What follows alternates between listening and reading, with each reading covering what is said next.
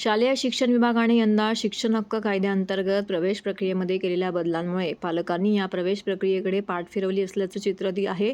RT प्रवेश अर्ज दाखल करण्यासाठी 16 ते 30 एप्रिलपर्यंत मुदत देण्यात आली होती.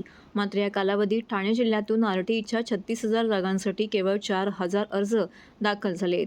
संपूर्ण राज्यात आरटी नोंदणीसाठी हीच परिस्थिती असून पालकांचा अल्प प्रतिसाद पाहता शिक्षण विभागाने अर्ज नोंदणीसाठी 10 मेपर्यंत मुदतवाढ दिली आहे.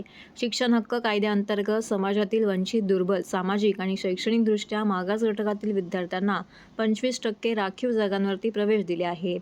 यंदा शालेय शिक्षण विभागाने आरटी प्रवेश प्रक्रियेत केलेल्या बदलानुसार विद्यार्थ्यांच्या निवासस्थानापासून 1 किलोमीटरपर्यंतच्या अनुदानित शाळा, शासकीय शाळा, स्थानिक स्वराज्य संस्थेच्या शाळेत प्रवेश देण्यात येणार आहेत. यातील उपलब्ध शाळा नसल्याचं स्वयंअर्थसहाय्यित खाजगी शाळेत प्रवेश दिला जाणार आहे. शाळा निवडताना पालकांना अनुदानित शाळा, शासकीय शाळा, स्थानिक स्वराज्य संस्थेच्या शाळा आणि त्यानंतर स्वयंअर्थसहाय्यित शाळा या प्राधान्यक्रमानुसार प्रवेश दिला जाणार आहे. या बदलांमुळे दुर्बल, वंचित घटकातील विद्यार्थ्यांना नामांकित खाजगी शाळांमध्ये प्रवेश मिळणार असून पालकांमध्ये तीव्र नाराजी आहे.